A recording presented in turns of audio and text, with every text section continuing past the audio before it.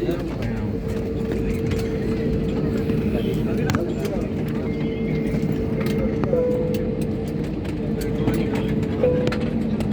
से पैदल नहीं चलेगा, यहाँ से गाड़ी आएगा। अरे फ्लाइट नंबर अवेलेबल बहुत बड़ा है। अरे साला उधर क्यों? देखिए जाम 17 बार आए, देखिए ना, बहुत यहाँ पे बहुत रहता है। नमस्कार, हम दिल्ली की टर्मिनल 2 पर पहुंच गए हैं। आपसे निवेदन है द्वार खोलने के बाद कृपया विंडो सीट्स बंद कर दें और एयरविंग्स खोल दें। यदि आपकी अगली फ्लाइट दूसरी टर्मिनल से है तो कृपया साइन बोर्ड का इस्तेमाल करें। अधिक सहायता के लिए हमारे काउंसिल से संपर्क करें। धन्यवाद। Ladies and gentlemen, we have arrived at Delhi Terminal 2. Request you to close the window seats and open the airways once the doors open.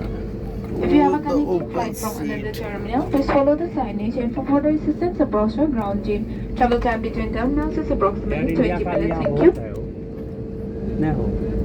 यहाँ पे एयर इंडिया ज़्यादा रहेगा ना, कारण